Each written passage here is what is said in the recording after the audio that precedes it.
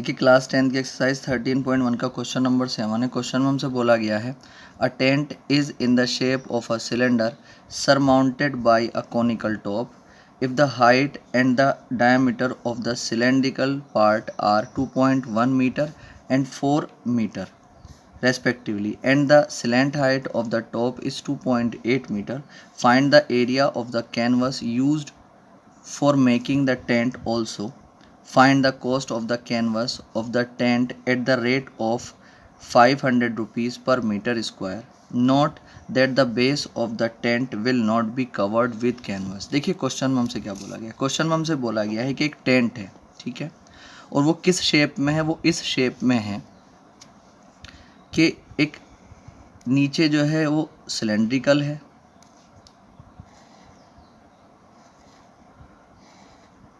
और जो इसका सिलेंड्रिकल पार्ट है, जो इसका सिलेंड्रिकल पार्ट है उसकी जो हाइट है, वो कितनी है 2.1 mm मीटर, 2.1 मीटर है जो इसकी हाइट है।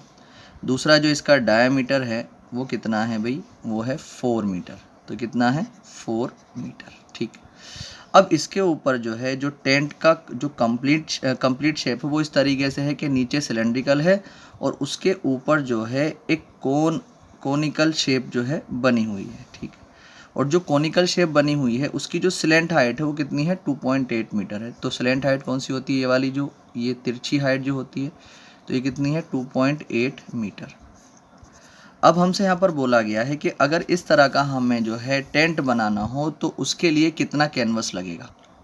कैनवस का मतलब जो टेंट बनाने के लिए कपड़ा यूज़ होता है उसको हम कैनवस कहते हैं। तो इसमें कितना कैनवस लगेगा या कितना कपड़ा लगेगा वो चीज़ हमें यहाँ पर बतानी है। और लास्ट में क्वेश्चन में हमसे बोल दिया गया है कि जो नीचे बेस है वहाँ पर हम जो है कैनवस को नहीं लगाएंगे, ठीक है, यानी जो टेंट बनाने का जो कपड़ा है उसको हम नीचे नहीं लगाएंगे। अब तो सबसे पहली बात ये आती है कि कहाँ कहाँ पर जो है वो कैनवस लगेगा, जो कैनवस लगेगा वो कहाँ कहाँ पर लगेगा। एक तो कर्व्ड पर लगेगा, जो सिलेंड्रिकल पार्ट है उसके कर्व्ड सरफेस एरिया पर लगेगा, और जो कोनिकल पार्ट है उसके भी कर्व्ड पर लगेगा, ठीक। तो अगर हम क्या कर लेते हैं, इसका जो कर्व्ड सरफेस एरिया है सिलेंडर का उसको निकाल लेते हैं और जो कोनिकल पार्ट है उसका कर्व्ड सरफेस एरिया निकाल लेते हैं, दोनों को ऐड कर देते हैं तो हमें ये मालूम हो जाएगा कि इसमें कितना कैनवस लगेगा, ठीक। आगे हमसे बोला गया है also find the cost of the canvas of the tent at the rate of 500 rupees पर मीटर स्क्वायर। हमें जो है कैनवस की कॉस्ट भी फाइंड करनी है, जबकि उसका 1 मीटर स्क्वायर की कॉस्ट जो है 500 है।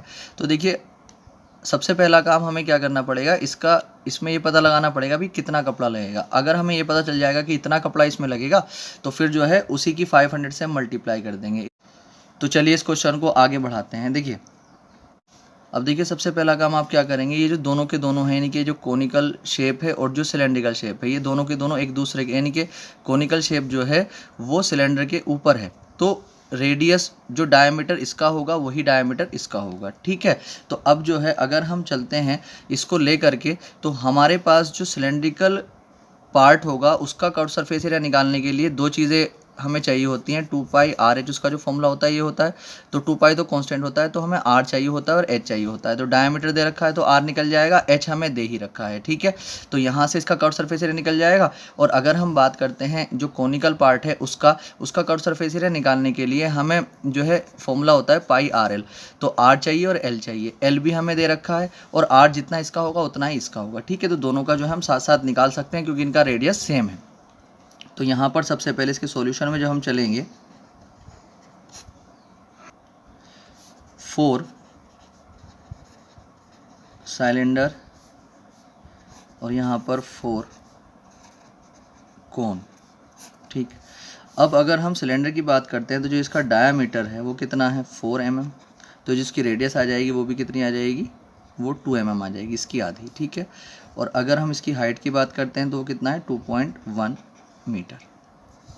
अब अगर हम बात करें किस चीज़ की, इसकी यानी कि कोन की, तो उसकी जो रेडियस हो जाएगी वो भी उतनी हो जाएगी जितनी इसकी है, क्योंकि इसके ऊपर है सरमाउंड है।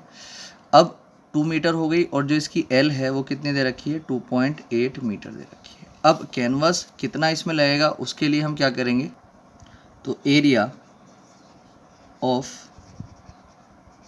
Canvas used for making the tent,